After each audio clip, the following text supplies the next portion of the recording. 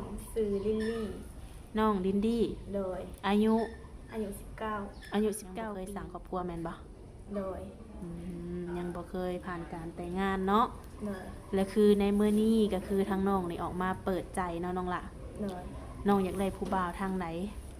ทางใดก็ได้ในเบิดเนาะโดยอายุของเพิ่นได้น้องละอายุของเพิ่นบ่จำกัดได้ก็ได้โอ้จะปีก็ได้ในเบิดเนาะโดยอายุ50-60ได้เนาะพร้อมสร้างครอบครัวเลยบ่น้องละโอเคทุกคนเปิดภาพมาในมื้อนี้ก็อยู่กับผู้สาวโสด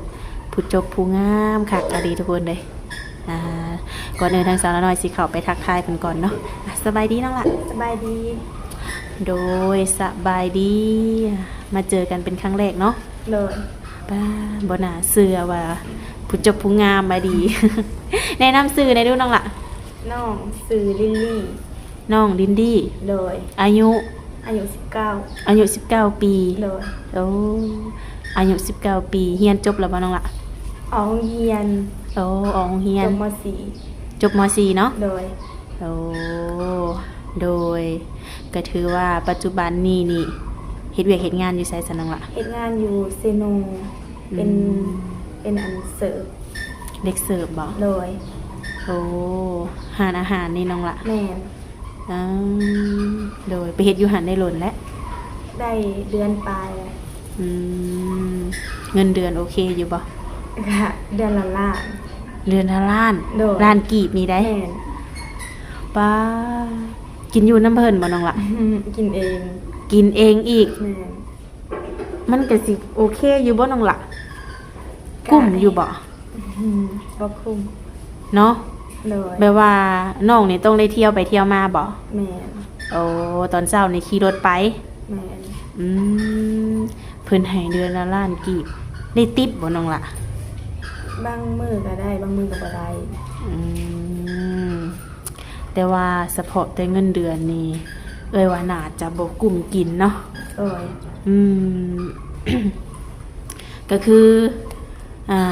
ปัจจุบันนี้นี่โสดแม่นบ่น้องละแม่นที่ผ่านมาน้องเคยลมผู้บ่าวบ่ค่ะเคยลมแต่เดี๋ยวปัจจุบันบ่มี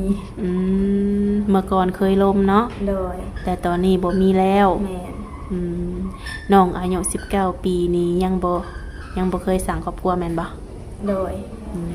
ยังบ่เคยผ่านการแต่งงานเนาะโดยและคือในมื้อนี้ก็คือทางน้องนี่ออกมาเปิดใจเนาะน้องล่ะโดยน้องอยากได้ผู้บ่าวทางไหนทางใดก็ได้ในเบิดเนาะโดยอายุของเพิ่นได้น้องล่ะอายุของเพิ่นบ่จำกัดได้ก็ได้โอ้จะปีก็ได้ในเบิดเนาะโดยอายุ50-60ได้เนาะได้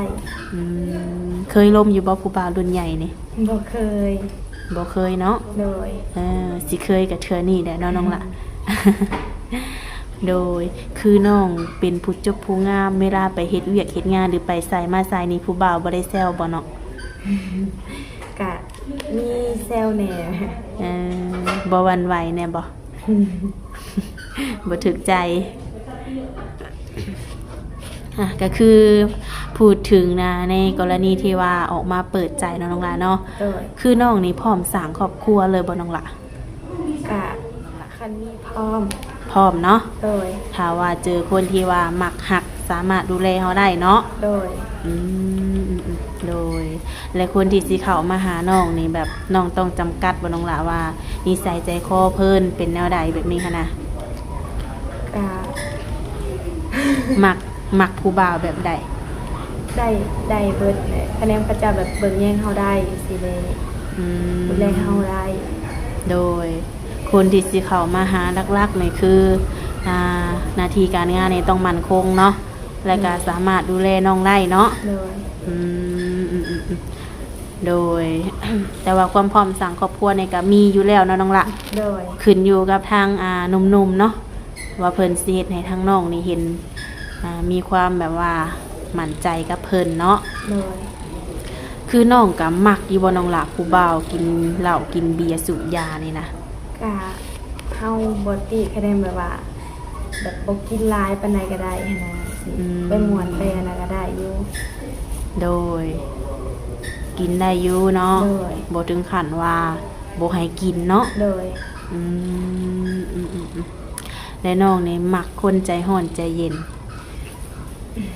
ได้เบิดนะคะ ได้เบิดบ่ โดย โดยตัวส่วนตัวน้องนี่ใจร้อนใจเย็นจ้ะน้องนี่ เฮานี่ อืม เฮามีหอนแหน่เย็นแหน่ แล้วแต่แม่นบ่ แม่น โดยก็คือสมมติว่าคนที่สิเข้ามาหานี่บ่ว่าสิใจร้อนใจเย็นก็เข้ามาอบรมได้เนาะ โดย ลองเข้ามาลมเบิง โดย เพื่อว่าเราอาจจะคุยกันถึกคอกันก็มีเนาะ แม่น ในการอบรมกันนี้น้องต้องใช้เวลาโลนบ่น้องละประมาณจักเดือน ก็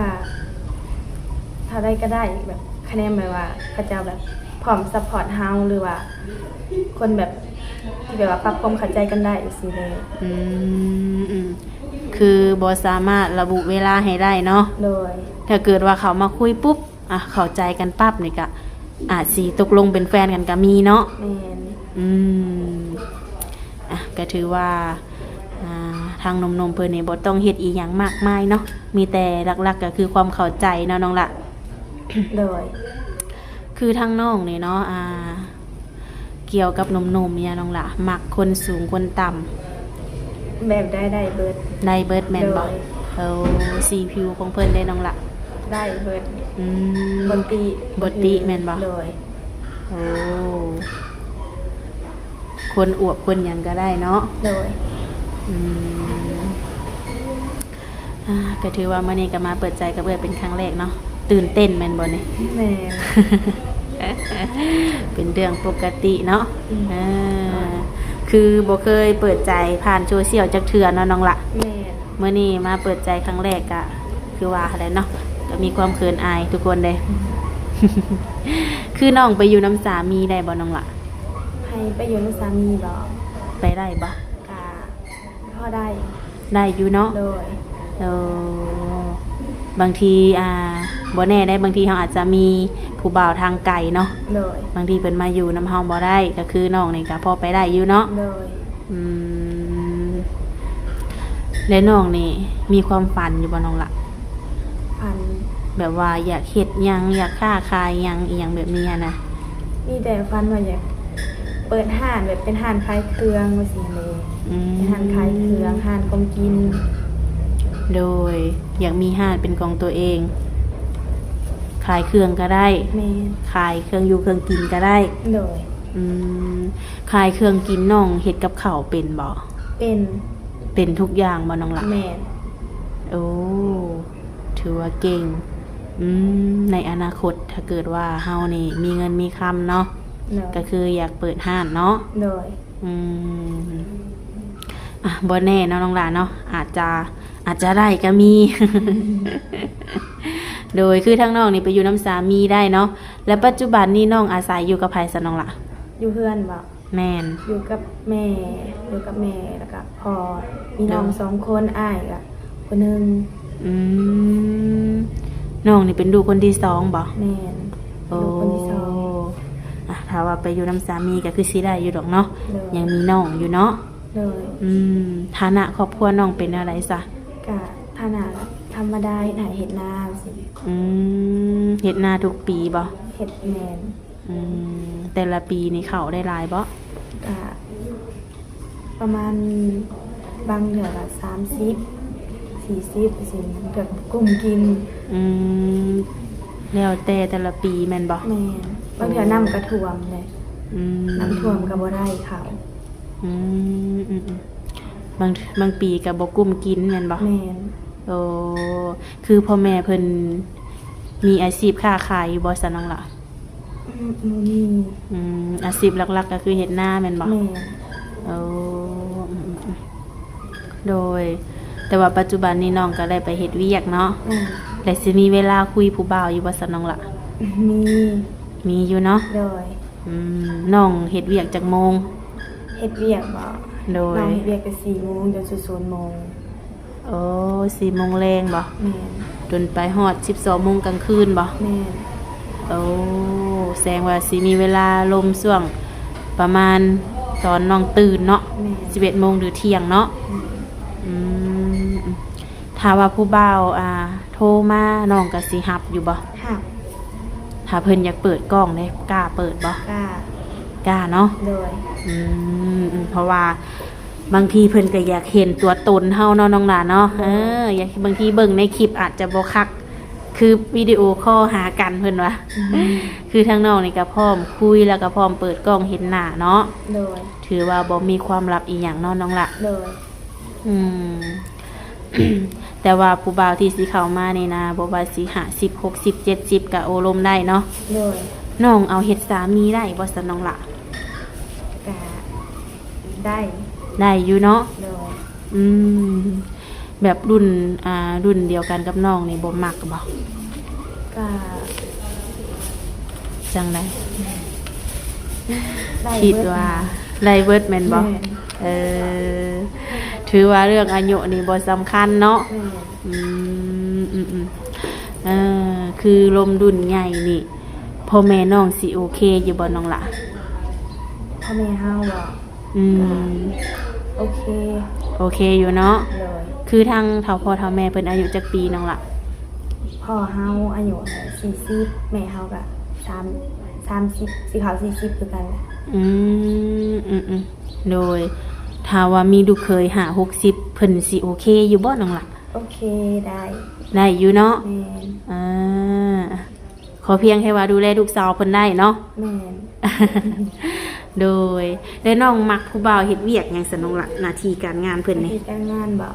ได้ อืม ได้เบิดสิเนี่ย ได้เบิดเนาะ แม่น ขอแค่ว่าหน้าที่การงานเพิ่นมั่นคง แม่น อืมอาชีพหยังกะเขามาโอมาลมน้ำนองได้เนาะ โดย โอ้คือเกี่ยวกับหนุ่มๆนี่แทบสิบ่มีขอติเนาะน้องละ แม่น บ่น่าเชื่อผู้จบผู้งามป่านนี้ ความสูงน้องเท่าไหร่นี่น้องละ 160 โหน้ำหนักเลย น้ำหนักเฮา50คือกัน 50 แม่น กำลังดีน้องละน้ำหนักสำนี่คือบ่จอยเกินไปแล้วกาบ่ตุ้ยเนาะผู้ดีงามว่าซั่นซะ แต่ว่ามื้อนี้น้องก็ไปเฮ็ดเวียกอยู่บ่นี่ บอกมื้อนี้บ่ได้ไปมื้อนี้พัก มื้อนี้พักเนาะพักเวียกก็เลยว่าเปิดใจหาครูดีกว่าช่วงนี้ก็อากาศหนาวแล้วเนาะ โดยในกรณีที่ว่าผู้บ่าวนี่อยากมาหาได้ซะน้องละมาได้บ่ มาหากับมาได้ มาได้เนาะ โดย อืมบางทีเพิ่นอาจจะอยากเห็นตัวจริงเนาะ โดย อยากเบิ่งครอบครัวเงินซานอยากมาเยี่ยมพ่อเยี่ยมแม่ โดย ก็คือมาได้เนาะ แม่น อืมถามว่าเพิ่นชวนไปเที่ยวได้ไปบ่ ไปคำเพิ่นชวน อืมถ้าเพิ่นชวนนี่ไปเนาะ โดย โดยไปเที่ยวบ้านเมืองเพิ่นเนาะน้องก็เคยไปอยู่บ่ไทยนี่ บ่เคย บ่เคยเนาะ แม่น อืมต่อไปอาจจะเคย ถ้าไปต้องเฮ็ดบัตรแม่นบ่น้องล่ะ แม่น คือน้องยังบ่ทันมีเนาะ แม่น โดยมักอยู่บ่ผู้บ่าวทางฝั่งไทยนี่ กะ มักอยู่เนาะ แม่น เพราะว่าส่วนใหญ่ FC เอื้อยนี่อยู่แต่ฝั่งไทยหรือไม่ก็อยู่ทางไกลเนาะ โดย ก็คือทางน้องก็บ่ได้ติหยังเนาะ โดย พอห่างพอหมายลูกติด ได้ ได้เบิดเนาะ โดย โอ้คือน้องนี่บ่เคยสร้างครอบครัวบ่เคยผ่านการแต่งงาน แต่ว่าเรื่องหนุ่มๆนี่คือน้องหับได้เบิดเนาะ โดย เพราะว่าเพิ่นสิเคยมีลูกมีเมียมาก็ตามเนาะ โดย ในการโอลมกันถ้าเกิดว่าล่มกันเนาะน้องละ5-6 เดือนแบบนี้ฮะนะและเพิ่นอยากมาหมั่นมาหมายไว้ได้ซะน้องละไล่บ่นี่ ได้ ได้เนาะ โดย โอ้ถ้าว่าเพิ่นนี่สามารถดูแลเฮาได้เนาะ โดย จุนเจือครอบครัวเฮาก็ถือว่าบ่มีปัญหา โดย โดยแต่ว่าอันนี้เป็นเฮือนซานของน้องเองบ่นี่ อันนี้บ่แม่นเป็นเพื่อนหมู่ เฮือนหมู่ โดย โอ้พอดีมาเจอเอื้อยอยู่นี่เนาะ โดย คือทั้งน้องนี่นะผู้บ่าวไทยกับบ่เคยล้มเนาะ แม่ ที่ผ่านมามีแต่ว่าเคยล้มผู้บ่าวรุ่นเดียวกันแม่นบ่ แม่ อ่าแต่ว่ารุ่นใหญ่นี่ก็ยังบ่เคยเนาะ ก็เคย เล็กน้องคิดว่าในการที่ว่าโอลมรุ่นใหญ่เนาะน้องหลานน้องสิบ่อายหมู่อายครูบ่ บ่อายคะแนนแบบเพิ่นแย่เพิ่นเบิ่งแย่งเฮาได้สิเขาก็บ่อาย โดยถ้าว่าเพิ่นให้อนาคตที่ดีได้เนาะ เลย อ๋อคือว่าอะไรเนาะน้องหลานถ้าว่าเฮาอายหมู่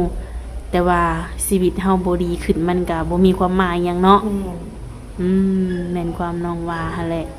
ก็แค่ว่าเพิ่นนี่ซัพพอร์ตดูแลเฮาไล่บ่ว่าเพิ่นสิอายุหลายส่ำใดก็ตามเนาะ เลย ขอแค่ว่าฮักเฮาด้วยใจเนาะน้องละ เลย บ่ตัวบ่ต้มเฮาก็พอเนาะ แม่น อืมปกติน้องก็คุยเก่งอยู่บ่น้องละ กะ บ่ปานใดแม่นบ่ แม่น ถ้าผู้บ่าวโทรมานี่สิกล้าล่มอยู่บ่นี่ กะ กล้าอยู่เนาะ เลย ยันว่าเพิ่นโทรมาแล้วบ่กล้ารับบ่กล้าคุย ในการโอ้ร่มกันนี้น้องแบบสะดวกแบบใดน้องละสะดวกแบบว่าแชทหรือว่าโทรเอา แชทก็ได้โทรก็ได้ ได้เบิดทั้งสองเนาะโอ้โดยป้าจะมาพบมาพอผู้งามมานี่ก็คือชีถึกใจหนุ่มๆได้คนเนาะ เพราะว่าทางน้องนี่บ่จำกัดอายุเนาะพอห่างพอหมายดุกติดโอ้ร่มได้ และน้องออกมาเปิดใจในมื้อนี้นี่มี2ทางติดต่อบ่ซั่นน้องละ ทางติดต่อ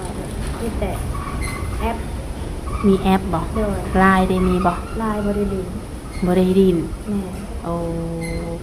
ถ้าว่าให้ตั้งไลน์นี่ได้บ่น้องละ ก็ได้ ได้อยู่เนาะ แต่เฮาตั้งบ่เป็น ตั้งบ่เป็นว่าอยากน้องละเดี๋ยวทางทีมงานเอื้อยตั้งให้ เลย เพราะว่าทาง FC เอื้อยดักลากเพิ่นสิเด่นแต่ไลน์เนาะ เลย เพราะว่าทางแอปนี่บางคนก็ดินอยู่แต่ว่าบ่หลายหั่นนะ เลย มีแต่ว่าหลังจากว่าโอลมกับเอื้อยแล้วก็สิให้ทางทีมงานเอื้อยตั้งไลน์ให้เนาะ เลย เพื่อเป็นการโอลมกันสะดวกสบายเนาะน้องละ เลย โดยเมื่อนี้ก็ถือว่าโอลมกันกันหลายพอสมควรเนาะปิดท้ายนี่ก็มีแต่ว่าให้ทั้งน้องสมหักสมหวังเนาะให้พบพ่อคนดีๆเข้ามาในชีวิตเมื่อนี้เอื้อยก็สิเว้าหลายในจังหน่อยเพราะว่าน้องเปิดใจครั้งแรกเนาะอาจจะยังตื่นเต้นแล้วก็จังใดยังบ่คุ้นเคยเนาะ เลย มีแต่ว่าไว้คลิปหน้าเนาะน้องหลานเนาะเพื่อมีอีหยังเพิ่มเติมทั้งเอื้อยก็สิได้มาหาอีกเนาะโดยสบายดีเด้อน้องหลานเด้อ